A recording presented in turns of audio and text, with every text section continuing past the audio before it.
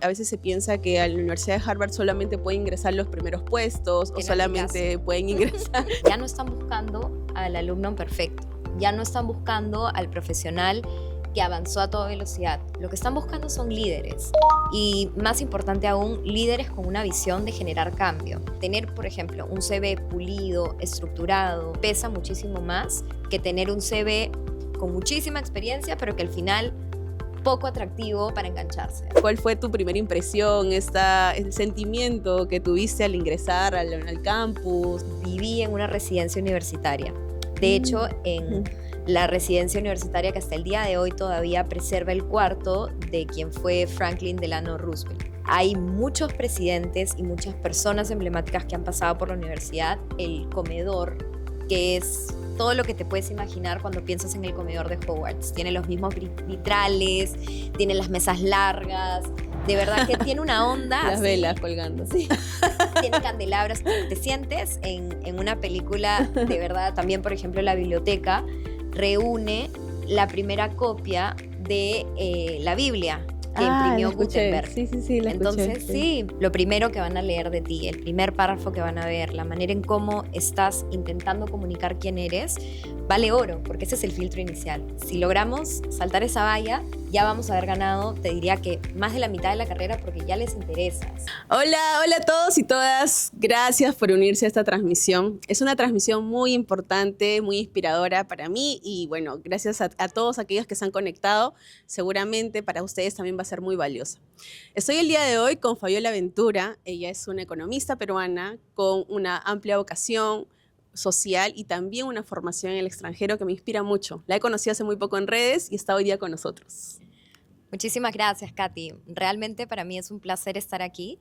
Estoy feliz de haber podido cruzar caminos. Creo que por algo pasan siempre las cosas y bueno, nada, te agradezco un montón por la oportunidad de acompañarlos hoy. Muchas gracias. Fabiola tiene la experiencia de haber cursado una maestría en la Universidad de Harvard. Este es un objetivo que luego de haber hecho un post en LinkedIn me di cuenta que muchas personas comparten.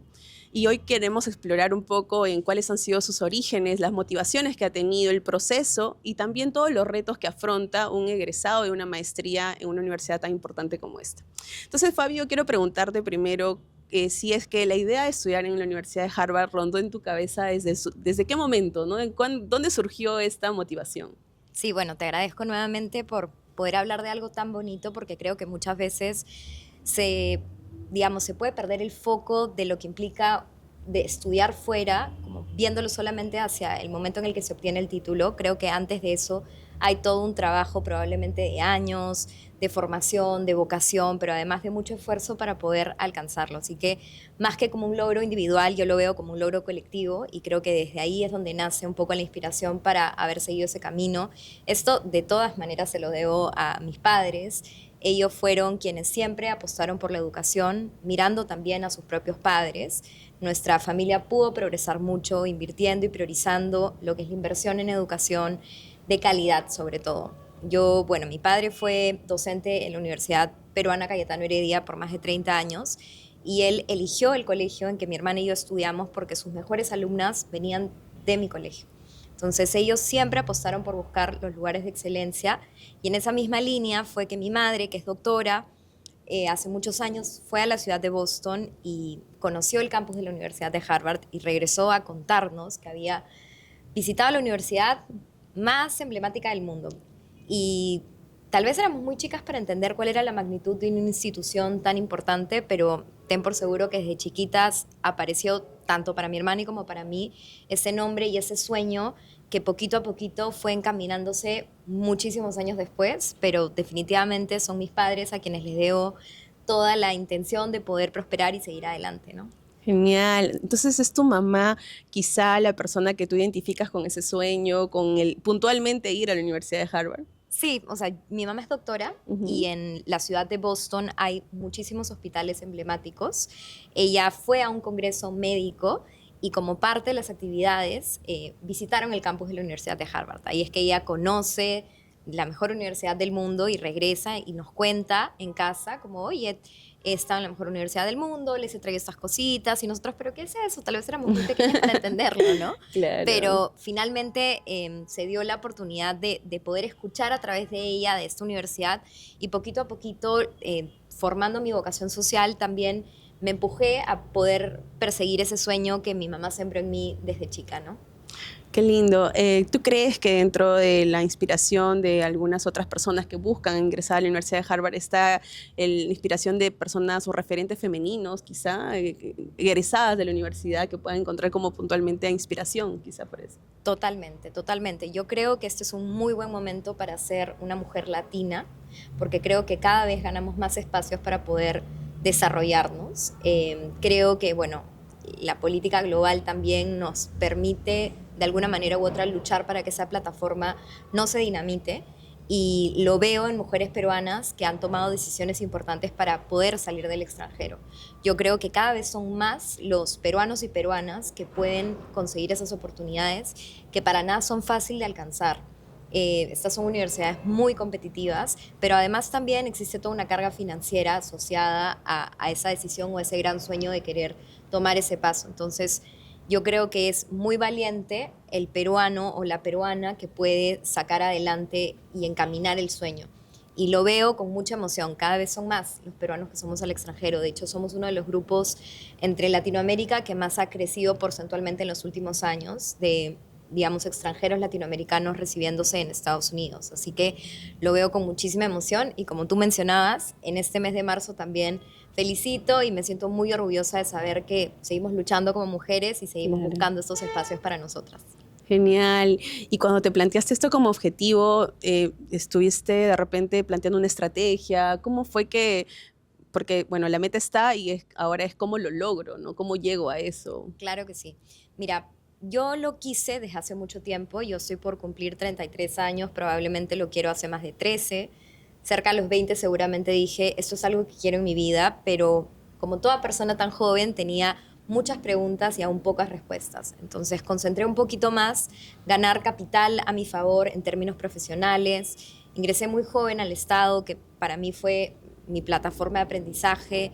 Tuve la oportunidad de ver como el punto híbrido entre las cosas técnicas y las personas que quieren empujar y sujetas también al ciclo político tienen un corto tiempo para hacer que las cosas pasen. Entonces ahí gané muchos años de aprendizaje comprimido, por así decirlo. Fue un fast track bastante importante.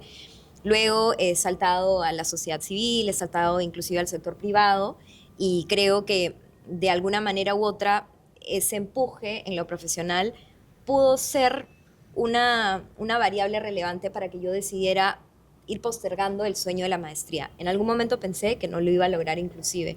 Sentía que iban avanzando los años y que no se iba dando la oportunidad.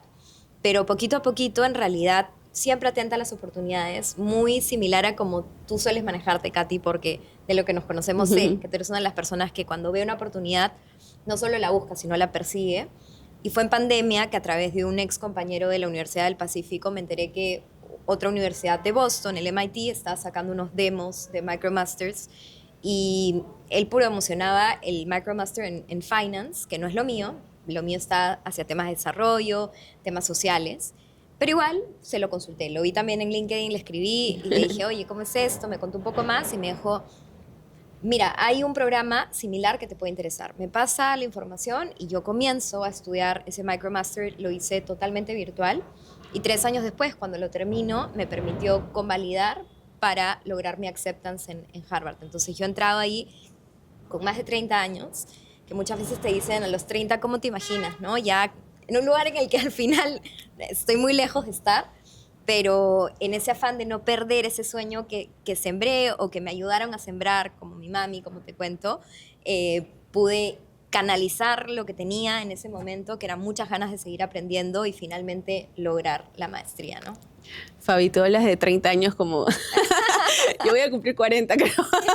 Bueno, yo tengo 36, te cuento, para que conozcas un No poquito parecemos, de... no parecemos. Y tengo 2 hijos. Y de hecho, Me este encanta. proyecto de tener la maestría lo tengo, como tú dices, creo que empezó a los 20 años igual, rondando Claro. por mi cabeza. Y cuando era muy niña, cuando estaba en el colegio, era y un poco lo mismo que te pasa, ¿no? Por la influencia de los padres es, yo soy de Huancayo, entonces conocí San Marcos y quiero, bueno, me gustaría que o alguno de mis hijos estudie en San Marcos, eso era lo que nos decía mi papá, mi mamá, ¿no? Y bueno, al final el proyecto era San Marcos. Y después ya entré a San Marcos y escuché y tal, la Universidad de Harvard, y era la Universidad de Harvard, pero, y como tú dices, pasan los años y bueno, de repente uno va retrasando los objetivos. Y hace poco encontré muchas personas que están en el mismo, de repente en ese mismo proceso, ¿no? Que han ido pausando ese objetivo y que lo quieren retomar. Por eso es que me parecía muy importante hacer esta conversación en realidad grupal para que muchas más personas se enteren que a veces quizá tenemos en mente que hacer la maestría aún en tiempo óptimo de repente es a los 20 años, y bien terminamos la universidad a los 23, 25, no lo sé, y después de eso, y quizá hacerlo en un momento en el que, no sé, en mi caso, por ejemplo, ¿no? Si es que tienes hijos va a ser imposible hacerlo. Hay muchos temas que de repente podemos poner como limitantes, ¿no? También en torno a eso hay mitos también. Quizá a veces se piensa que a la Universidad de Harvard solamente pueden ingresar los primeros puestos, o solamente pueden ingresar, o solamente ingresan de repente las personas que han hecho muchas actividades extracurriculares, no lo sé. No sé si tú has escuchado o en este proceso has encontrado algunos mitos que has ido derribando y que te han permitido tener un ingreso también. Sí, totalmente. Mira, te agradezco la pregunta porque creo que es muy interesante. Siento que igual un proceso de admisión y de una universidad tan emblemática, digamos, podemos aprender en base a lo que van aceptando, igual siempre tienen una capa impermeable, por así decirlo, que no vamos a lograr entender al 100%, pero dentro de lo que veo que valora la universidad, no solo de Harvard, sino las universidades en general más competitivas a nivel mundial, está el hecho de que ya no están buscando al alumno perfecto, ya no están buscando al profesional que avanzó a toda velocidad. Lo que están buscando son líderes y, más importante aún, líderes con una visión de generar cambio. Entonces, yo creo, por ejemplo, si me preguntases qué es más importante, no quiero generalizar igual, pero qué es más importante hoy para las universidades, las notas o lo extracurricular, pero con propósito, ligado a términos de liderazgo, ligado a términos de comunidad, de cambio social, yo te diría que definitivamente lo segundo. Y ahí encaja mi perfil. De hecho, entre los diferentes episodios que tuve de creer que el proyecto ya no iba a salir para adelante, uno fue cuando yo termino el pregrado sin estar en el tercio superior. Ahí dije, ¿quién me va a aceptar así? Yo, de verdad, he tenido muchos momentos en los que he desestimado este sueño porque lo veía muy lejano, y ese fue uno crítico para mí. De hecho, cuando yo egreso en el tercio medio, dije, listo, se cerraron las puertas. Pero poquito a poquito, y ahí mucho de prueba y error, mucho de autoconfianza y de poder prepararte de otra manera, tal vez para compensar lo que puede ser leído como una desventaja, me voy dando cuenta que otras cosas tienen valor frente a la universidad de mi perfil, ¿no? Y yo, como tú mencionabas, soy una persona que busca generar un cambio social en primer lugar, y creo que eso fue valorado como parte de mi proceso de aplicación. Tengo una ONG que cofundé hace 6 años, todos somos voluntarios desde entonces. Siempre busco espacios para generar este colectivo y movilización social, así que creo que eso probablemente fue lo que más le gustó a la universidad y por encima de mis notas del pregrado. Y para poder ingresar a una universidad de este nivel, entiendo que la cantidad de aplicaciones deben ser innumerables, ¿no? Entonces, ¿hay un factor humano que evalúan esas aplicaciones o también ahí se involucra de repente algún tema mecanizado o algún sistema de inteligencia artificial que podría hacer que quizá una postulación con todo lo que puedas presentar, todo lo que puedas tener de repente por algunas fallas en cómo lo presentas, puedan ser eliminadas de repente de manera automática para un sistema, ¿no? Y no pueda llegar a la finalidad. Sí, de hecho es una pregunta que creo que calza con todo el contexto. Apenas me traes ese punto, pienso en la inteligencia artificial, que ha venido no como una, digamos, como una amenaza, sino como una herramienta. Entonces, no puedo descartar que las universidades no estén usando. Lo que sí te puedo decir es un poquito la lógica de cómo funciona el proceso de admisiones. Existe la oficina de admisiones y como parte de esta oficina están diferentes, digamos que personal a tiempo completo que se encarga de hacer una revisión inicial de los perfiles que cumplen con ciertas características. Ellos eligen de todo ese ancho de banda, eligen a quienes perfilar y los llevan ante un comité de admisiones que ya es más interdisciplinario. Luego, ellos, por así decirlo, abogan a favor de estos perfiles y el comité es quien toma la decisión final. Lo que sí, estas personas que hacen este filtro inicial tienen muy poco tiempo para revisar la cantidad de perfiles que reciben. Entonces sí es muy importante, por ejemplo, pensar no solamente en términos de fondo, porque sí, probablemente la gran mayoría de personas que estén ahí son altamente competentes, pero pensar también en la forma, porque los primeros segundos que estas personas te van a dar van a ser precisamente para descartar o aprobar si efectivamente tú les interesas. Entonces, yo te podría decir que esa es una situación inesperada en la cual tener, por ejemplo, un CV pulido, estructurado, limpio, pesa muchísimo más que tener un CV con muchísima experiencia, pero que al final poco atractivo para leer, poco atractivo para engancharse. Así que sí, definitivamente hay estrategias que son, digamos que imprevistas en términos de, uno pensaría que si le pongo el CV un poco más y un extracto de mi tesis, voy mejor. Nada que ver. Porque siempre pensar en cómo va el proceso de selección y ser estratégicos en todo el camino. Es la posibilidad de, en pocas palabras, decir todo lo que has hecho, en todo caso, y cuidar las formas. Correcto, de manera estratégica. De manera estratégica. Hace creo que unas semanas, fui a uno de los talleres que dictaste junto con Abby, ¿no? Y me pareció de todo, en realidad, todo lo muy importante que transmitieron. Uno de los puntos que más me llamó la atención era de que todo aquel postulante o quien quisiera aplicar a la universidad debía tener como un resumen de 30 segundos máximo quién eres y por qué eres un candidato óptimo para una maestría en la universidad que desees, ¿no? Entonces, correcto. sí, esa concreción me pareció muy importante. Sí, sí, quizá le podemos compartir un poco sí, sobre eso. por supuesto. Y me encantaría compartirte el proyecto también. Claro, si es sí, posible. por supuesto. Claro. Bueno, Katy y yo nos conocimos en Sí. LinkedIn, pero nos conocimos a propósito de poder coincidir un poco en estos sueños que compartimos. Yo luego de terminar la maestría me asocié con Abigail, Abby, como mencionaba Katy. Ella es estadounidense, es egresada de la Universidad de Yale y juntas tenemos el sueño de poder hacer más accesible la educación superior top, alto nivel, por así decirlo, porque ambas hemos estado en esos procesos y sabemos lo competitivo y lo desgarrador que es emocionalmente, porque son muchos años de ti totalmente invertidos en un proceso del que no puedes tener seguridad de que lo vas a lograr. Entonces, creo que lo que estamos buscando a través del proyecto conjunto que se llama Admissions Lab es poder orientar de la mejor manera, guiar uno a uno, poder promover decisiones informadas y estratégicas para los chicos que quieran llegar a este tipo de universidades, ¿no? Nuestro principal foco son peruanos, pero estamos abiertos a Latinoamérica porque, como te decía al inicio, creo que es el mejor momento para ser latino.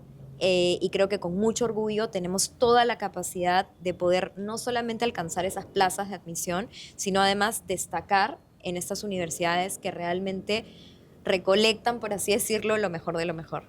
Sí, genial. En realidad ese proyecto fue justamente el motivo en el que nos conocimos y me sentí muy identificada. Las personas que participaron de la sesión, todas compartían el mismo objetivo y creo que todos salían de la sesión sabiendo que la estrategia era lo fundamental, ¿no? La estrategia porque más allá de todos los logros que se puedan tener y se puedan hacer con mucho esfuerzo en nuestras carreras, es cómo lo transmites, ¿no? ¿Cómo lo comunicamos? Cómo lo comunicamos. Y en esos pequeños tips en realidad está la base de todo, creo, ¿no? Cómo diferenciarte de los demás. Totalmente. Como tú mencionabas, Katy, este tema de los 30 segundos iniciales que te dan al revisar tu CV son críticos.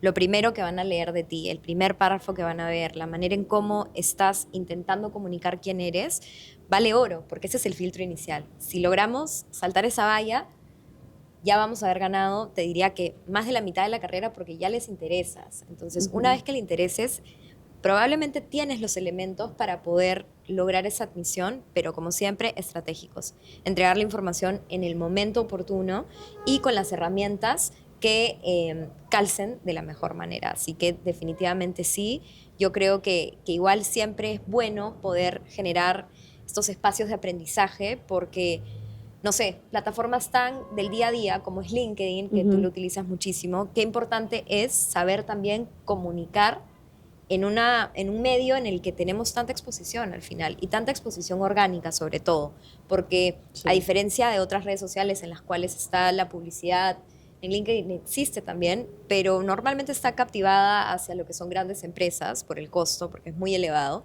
Y las personas naturales más bien intentamos posicionarnos en esa red con contenido orgánico, empático, con contenido que realmente conecte con las personas. Y ahí entra mucho los aprendizajes de uno mismo, ¿no? Poder tener la capacidad de ponerse en primera persona, transmitir las historias y hacerlo con, yo creo que una manera muy estratégica también, es hacerlo con total honestidad, porque la plataforma se presta para abrir las alas del pavo real, pero ¿por qué no hablar también de cuando metemos la pata, de cuando no logramos esa admisión, de cuando no logramos ese trabajo? Yo creo que esas son oportunidades también de poder comunicar lo que somos, que al final es humanos, somos personas Sí. todos. Totalmente. Y algo que me llamó la atención, y justamente hablando de las redes, es que, como me comentaban, en realidad no es que te pidan un CV documentado para que puedas aplicar a una maestría o una beca, lo que fuera, sino que en realidad van a validar tu información con lo que encuentran de ti en las redes, ¿no? Y que LinkedIn se está planteando como una especie de voy a verificar en tu perfil si efectivamente has hecho todo lo que dice ser, porque no va a publicar temas que no sean ciertos en realidad, ¿no? Por lo usual. Entonces, esa fuente de información que también utilizan quienes revisan las aplicaciones me pareció también muy importante, ¿no? Y por tanto, como parte de la estrategia, tenemos que trabajar también en esa parte, ¿no? Y a veces da un poco de miedo de repente dar el primer paso. Y nos ha pasado, a mí me ha pasado, ¿no? A mí me ha pasado antes de iniciar, fue complejo porque decir qué voy a transmitir, qué voy a decir, pero a quien tenga ese objetivo sí es muy importante que pueda identificar lo que debe comunicar, lo que puede comunicar, lo que desea comunicar y hacerlo, ¿no? Porque va a ser una fuente de información también para quien revise su aplicación. Totalmente. Yo Ujú. creo que en un entorno tan globalizado como el que vivimos, tener un LinkedIn actualizado en el que se puede comunicar y de manera estratégica es muy importante. Todas las universidades les van a pedir el CV, pero como tú bien dices, una manera de validar que efectivamente eso es real, por así decirlo, porque no nos lo van a pedir documentado, es poder tener un perfil digital, que es tu LinkedIn en este caso, en donde tienes no solamente los lugares en los que estuviste, sino las recomendaciones, los contactos y un poco también tu plataforma para las cosas que estás haciendo y estás comunicando, ¿no? Sé que es difícil tomar el primer paso, de hecho yo no lo hacía hasta antes de cofundar la ONG, lo comencé a hacer por necesidad, porque quería y necesitaba ganar espacio para la ONG, necesitábamos voluntarios, necesitábamos socios, necesitábamos aliados, y la verdad, hoy por hoy, 6 años después, también te puedo decir que la gran parte de personas que han pasado por Perú Sin Brechas, que es la ONG de la que, bueno, igual me podría quedar un año hablando, son de LinkedIn, son personas que Mm. logramos contactar a través de esta plataforma y que por intereses profesionales, por vocación, por intereses sociales también hemos logrado conectar. Entonces yo a raíz de esa experiencia en Perú Sin Brechas siempre supe, o bueno, aprendí en realidad, no siempre supe, sino aprendí después de eso, que debía también aprovechar esta plataforma para comunicar mi voz, poder ir posicionándome en temas, por ejemplo, de interés social, que es lo mío en realidad, poder indignarme, poder movilizar, poder cuestionar, poder poner en bandeja diferentes temas que probablemente hayan en este momento especialistas que nos lleven 10, 15, 20 años a ti y a mí, pero igual creo que nosotras representamos una nueva generación de personas que también se quieren posicionar y tienen muchas cosas que decir. Entonces creo que LinkedIn definitivamente es una de las plataformas. No la única, porque yo sí soy muy pesada cuando digo comuniquemos, pero principalmente hagamos, porque si no hacemos, no tenemos nada que comunicar. Así Exacto. que LinkedIn te podría decir que es la última milla, pero es una última milla muy estratégica, que no tiene sentido si es que no se hizo nada real antes de eso, ¿no? Exacto, más allá de repente de frases solo motivadoras, en realidad Correcto. es transmitir acciones, transmitir básicamente y en realidad motivar también a las otras personas con actos, ¿no? Exacto. Con evidencia bueno, por ejemplo, hay muchos profesionales que vienen usando la red para plantear su posición respecto de temas específicos. En mi caso, soy abogada y, por ejemplo, si hay una norma que quizá no es razonable o es incluso abiertamente ilegal, se puede plantear libremente una opinión en esa red y abrir una conversación al respecto, ¿no? Correcto. Creo que es fundamental usar esas redes y bueno, genial que se pueda motivar también desde la experiencia que tienen ustedes en el diseño de estrategias para quienes están incentivando o que están con la intención de poder postular una maestría, ¿no? Totalmente. Dos barreras adicionales que creo que algunas personas identificamos como para poder animarnos a hacer la postulación es el tema económico y de repente la barrera del lenguaje también. Tal cual. El tema económico, no sé, desde tu experiencia, sé que hay muchas opciones de becas, pero quizá, yo sé que el tiempo de repente no nos da para poder hablar de todas ellas, pero algunos aspectos que deban tomar en cuenta las personas que están interesadas y encuentran esta barrera, ¿cuáles podrían ser tus sugerencias, ¿no? Sí, perfecto. Mira, Katy, coincido contigo. Yo creo que el tema financiero definitivamente es una limitante. Creo que no nos podemos comparar en términos de salario, en términos de costo de vida, con lo que pasa en Estados Unidos y con una inflación que cada vez agudiza más esa diferencia. Entonces, yo creo que siempre tuve presente eso como economista, como la buena economista que en todo caso intento ser. Yo siempre supe que lo que representa, digamos, un programa de maestría estándar en términos de inversión era algo que estaba muy por fuera de mis posibilidades. Hay quienes tienen la suerte que tal vez alguien en la familia los puede financiar, no era mi caso, lo tenía que hacer yo directamente, y supe que tenía que encontrar una manera creativa de poder, digamos, que no enfrentarme a ese pasivo financiero tan importante, porque tengo muchos amigos que se lanzan y algunos consiguen becas, sí, pero otros se endeudan. Y yo no quería llegar a la situación de deuda. Para mí era algo que me generaba mucha ansiedad.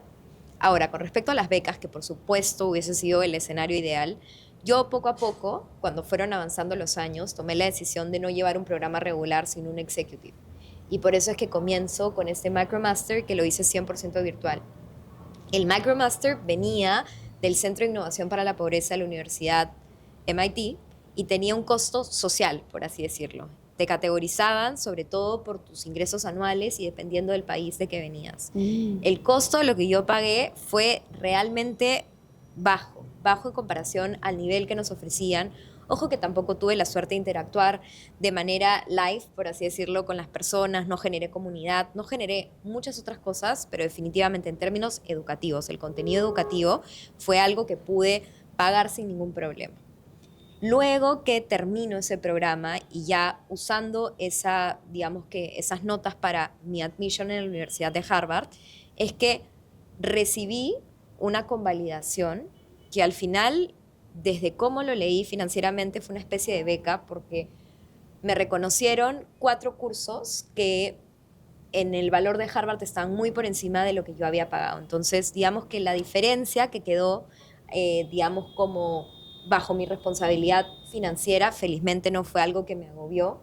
No tuve la necesidad de endeudarme. A ver, obvio, igual cuando en algún momento, porque justo coincidió con que me casé, igual mis papás me dieron una mano, pero nada que realmente me generara una contraparte a futuro. Yo cuando terminé el programa ya había terminado de pagar la maestría y fue algo que agradecí muchísimo, pero nuevamente fui muy estratégica. Encontré el formato que podía acomodarse al momento profesional en el que estaba y además también la plataforma que me permitiera manejar estas tarifas que están muy, muy por debajo de la mayoría de escuelas en la Universidad de Harvard. Mi escuela es la única que ofrece programas en su mayoría híbridos. Yo en realidad solamente he estado 3 meses en el campus, que fue una experiencia maravillosa, pero agradezco también no haber estado más porque creo que ahí el tema financiero sí me hubiese, digamos que, apuntalado y estaría en una situación financiera que realmente no quisiera. Eso por un lado. Y en cuanto al tema del inglés, sí te puedo decir que es una barrera que desde Admissions Lab, inclusive, cuando vemos a nuestros asesorados, a nuestros advisees, lo encontramos mucho, pero como yo siempre les digo, no esperan tener un inglés perfecto para postular. No esperen llegar a un nivel, a un C, lo que fuese para poder dar el TOEFL. No.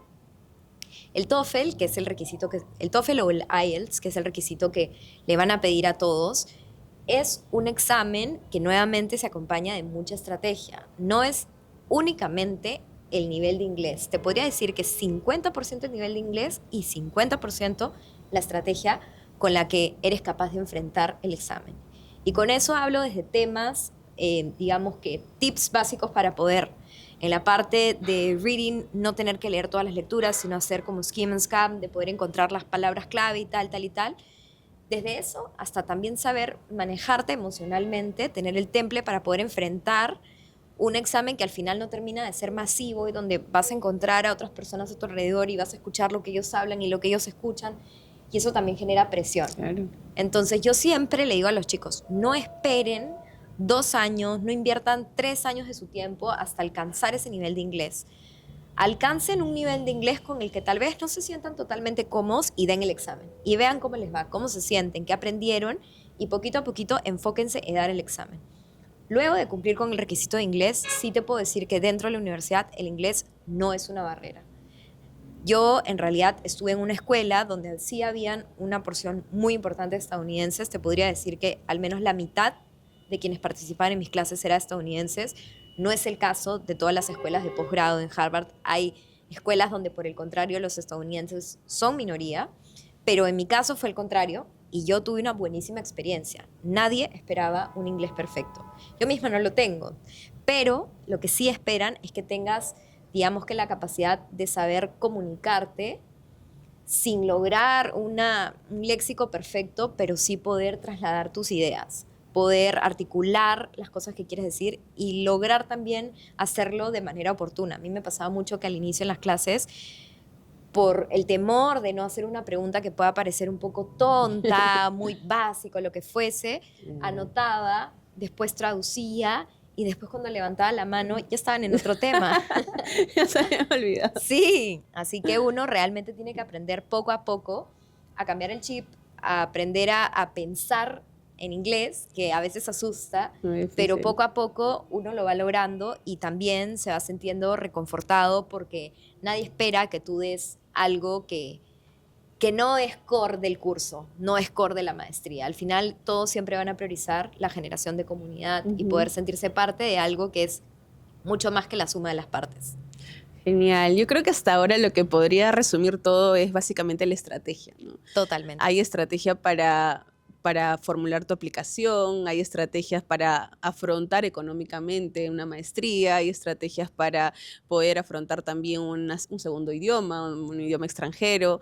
Así que por eso me parece muy importante que las personas que se hayan conectado escuchen tu experiencia de primera persona y que sepan que ese es el fondo, ¿no? Es plantearse el objetivo, pero también plantear una estrategia para eso, ¿no? Para poder lograrlo. Y bueno, las redes ahora nos ayudan a encontrar a muchas otras personas que han logrado ese objetivo también y explorar un poco en la vida de ellos, en cómo lo han logrado, creo que es muy valioso.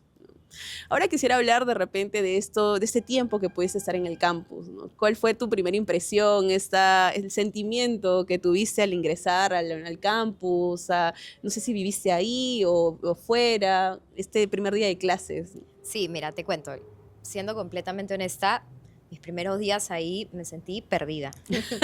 Yo, bueno, estudié el pregrado en la Pacífico, que es una universidad pequeña, luego hice una maestría en la Católica, donde sí disfruté tener un campus más amplio y sí también valoré cómo tener este acceso a infraestructura invita a la generación de comunidad. O sea, yo sí te diría que pude gozar más lo que es la vida en campus en la Católica porque los jardines nos lo permitían, porque los comedores estaban a nuestra disposición, porque habían muchas más facilidades. Pero nunca me hubiese imaginado de ahí en adelante que al llegar a una universidad como Harvard, que, bueno, no puedo generalizar, pero Harvard no es una universidad con límites, es una ciudad universitaria. Y eso fue una de las primeras cosas que me tocó entender, ¿no? Yo no era que necesitaba entregar mi carnet para ingresar. La universidad está en la ciudad. Entonces, si bien hay un jardín central, como le dicen el Harvard Yard, tampoco vas a encontrar guardianes en esos ingresos. De hecho, hay muchos turistas también. Sí, para ingresar a los pocos pabellones que están en el Yard, porque al menos te diría que tienen muchos edificios a su alrededor donde también hay bastantes clases, pero todos te piden tu ID, o sea, sí, no te vas a encontrar un turista en la clase, pero sí puede pasar que salgas y te encuentres con un grupo de turistas directo. Entonces sí te puedo decir que es una situación bastante sui generis, bastante particular. Y yo, que soy una persona que siempre reconoce sus deficiencias también, yo no tengo inteligencia espacial o no tengo muy buena inteligencia espacial.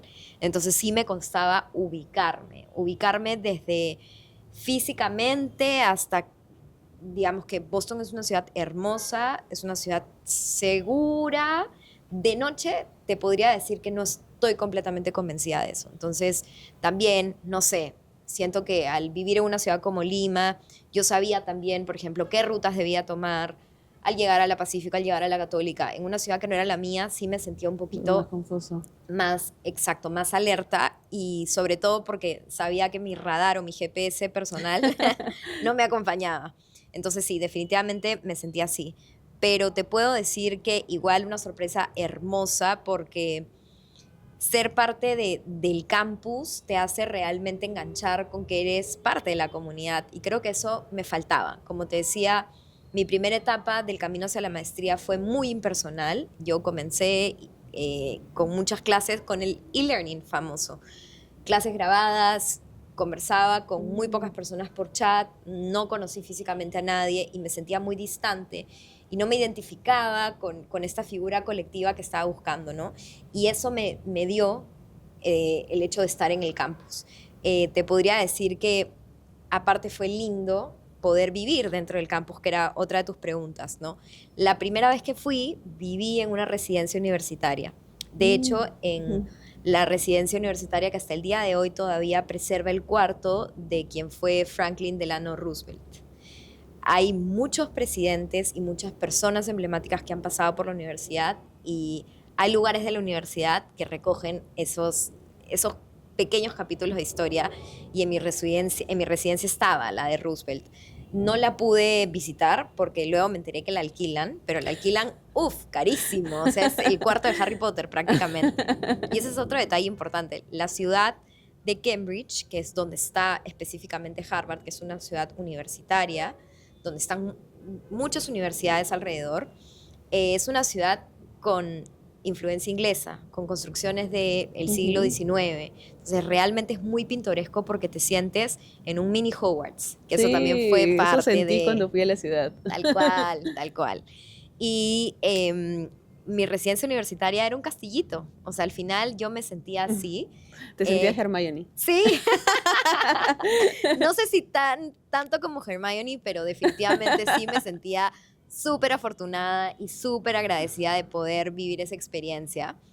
Lo que sí también, o sea, está la parte linda, que es esto que te cuento de estar en un castillito, pero también el downside de eso, que es, al menos esta residencia universitaria era para estudiantes de pregrados en ciclos regulares, porque yo he ido en veranos, y las camas son de una plaza y el baño es compartido y tienes roommates, y hay cosas que tal vez a nuestra edad ya no son tan cómodas. Claro. Pero bueno, me tuve que acomodar. No había, por ejemplo, aire acondicionado, y yo que iba en verano, bueno, acá yo no, en Lima no se acostumbra mucho el aire acondicionado en casa, ¿no? Sí. Pero me habían dicho que las temperaturas llegaban bastante altas en Cambridge específicamente, en Boston en realidad, y no te puedo decir, o sea, habían noches en las que simplemente ya no podía dormir del calor, o sea, llegábamos con olas de calor y cosas que sí, pues una infraestructura tan antigua no te daba tanto confort como hubieses querido, ¿no?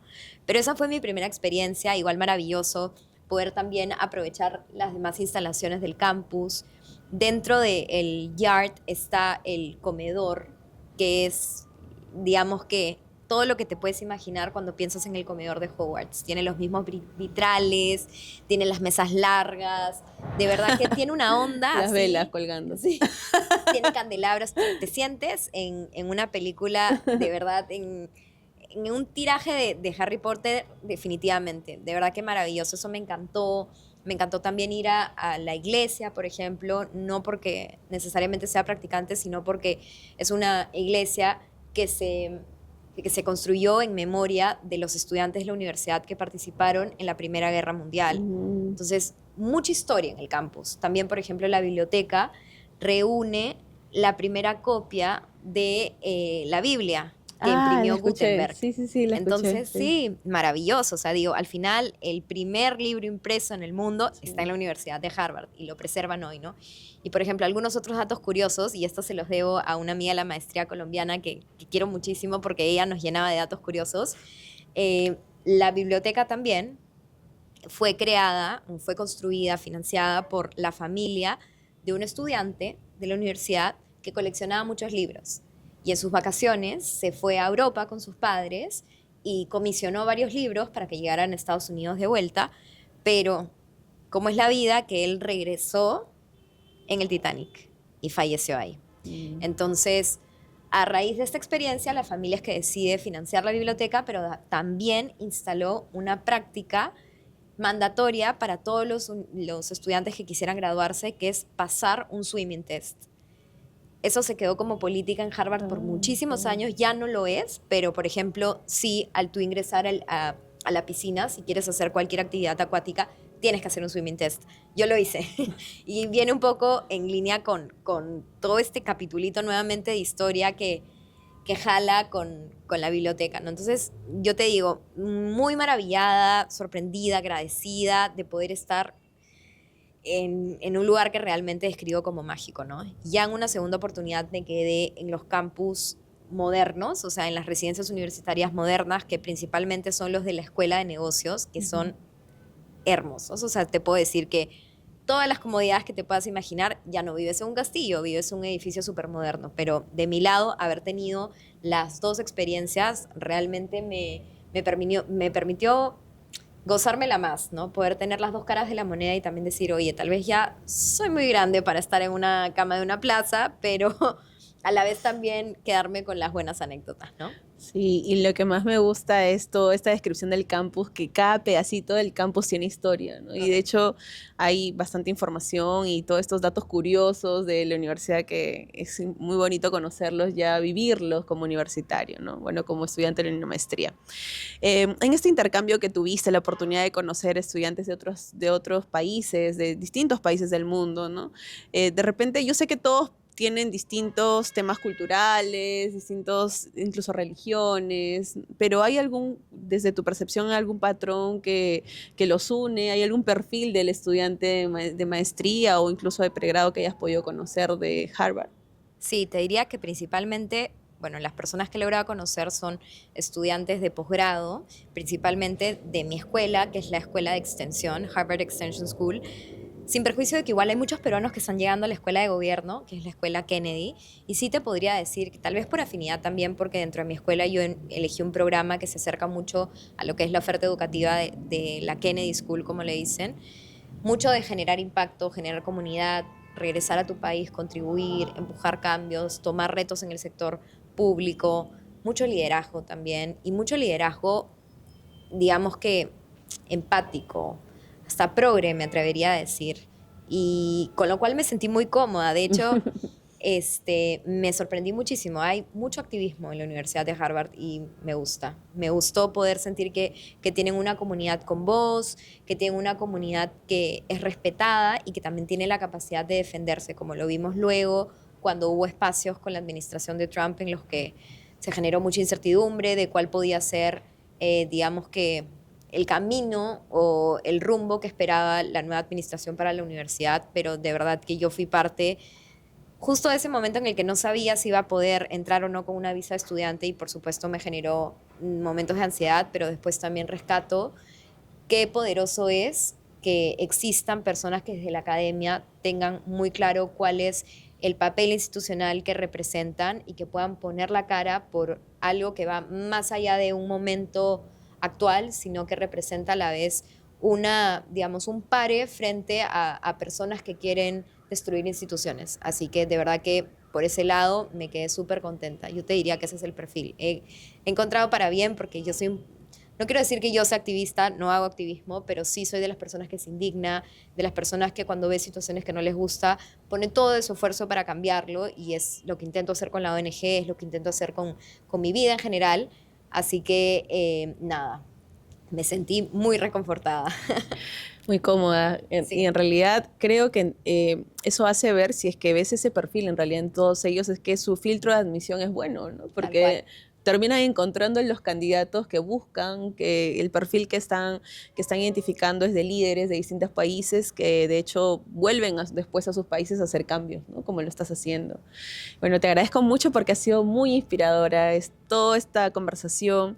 Sí quiero de todas maneras aterrizar, no quiero de repente arruinar la inspiración, pero sí me gustaría que pudieras comentarnos cómo es que responde el mercado laboral frente a un egresado de una universidad que tiene tanto prestigio como Harvard, puntualmente en el Perú, ¿no? Perfecto, mira, yo te diría que no es el mejor momento para los egresados que quieren dedicarse a temas precisamente de desarrollo global, eh, por todo lo que estamos viendo en Estados Unidos. Estados Unidos históricamente ha sido quien más ha podido destinar fondos para financiar ONGs internacionales, ONGs locales, y la salida de USAID del mercado, el cierre en realidad por parte de la administración de Trump, ha hecho que esos fondos no existan más. Entonces, hoy en el sector hay mucho desempleo y hay mucha incertidumbre. Entonces, no te voy a mentir que yo esperé encontrarme un mercado laboral mucho más activo para lo que yo estoy buscando, que es desarrollo global, que no ha sido el caso. Y de hecho he tenido un poquito que agenciármelas para poder lograr ese, digamos que, impacto salarial que uno busca también con una maestría, ¿no? Porque al Exacto. final lo que uno busca es crecer y también se crece económicamente para poder cumplir otros sueños que ya van más allá de lo profesional, van en términos de qué quiero para mi vida personal, qué quiero para mi familia, ¿no? Y es muy importante siempre intentar acompañar esas cosas. Ahora, te digo que este no es el caso para otro tipo de perfiles, o sea, seguramente los perfiles más de MBA, más de estrategia, negocios, o quienes se inclinen a ver temas de consultoría, finanzas, ya viéndolo como en términos de carreras, te podría decir, o de profesiones, te podría decir que probablemente sea inclusive un buen momento para seguir apostando por eso. Igual no desanimaría a nadie, ¿sabes? Yo misma, a pesar de que no encuentro el mercado de la mejor manera, también leo esto como un ciclo. Y como todo en economía, los ciclos inician y terminan. Con eso tampoco quiero decir que estoy a la expectativa de que la administración termine, no, o sea, simplemente lo veo como un momento político que va a terminar y que el mercado va a tener que reacomodarse nuevamente a lo que venga, ¿no? Entonces, eso, o sea, te diría que no desanimar a nadie, como dices tú, estoy súper en línea contigo, no desanimar a nadie, pero sí ser muy conscientes de que puede darse como no puede darse, porque al final el mercado laboral, como cualquier otro mercado, funciona por las fuerzas de oferta y demanda, ¿no? Entonces es muy coyuntural. Exacto, entonces también la estrategia se tiene que llevar a mi salida de la maestría, cómo me reinserto al mercado laboral, especialmente si he destinado muchos años fuera, ¿no? También es ver cómo, desde el perfil que tengo, ¿no? Cuáles son las oportunidades que encuentro y bueno, conocer otras experiencias es muy valioso. Totalmente.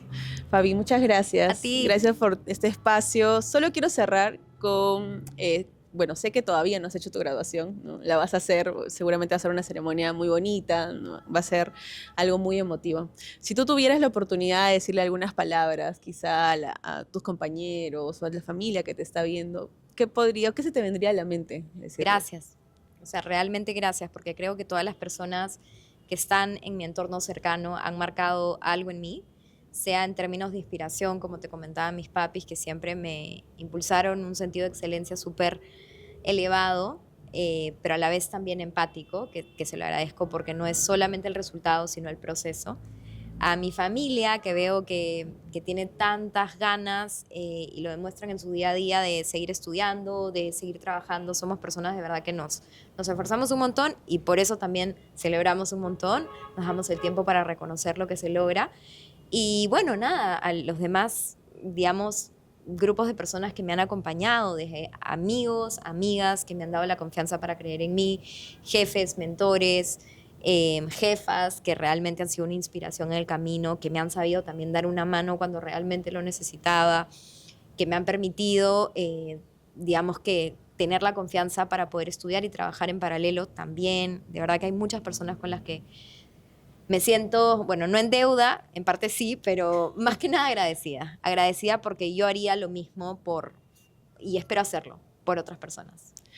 Fabi, ¿puedes invitar a las personas que están interesadas en formar parte de los talleres de Admission Lab? Si gustas, este es el Claro, espacio. gracias Katy, sí, por supuesto. En realidad, bueno, nos pueden encontrar en LinkedIn, como conversábamos, como Admissions Lab. Yo soy Fabiola Ventura y Abigail Cohen es mi socia, quien nos acompaña en este lindo proyecto de poder acercar oportunidades que parezcan muy lejanas, pero con estrategia, empatía y una visión clara se pueden convertir en algo cercano y real para los demás.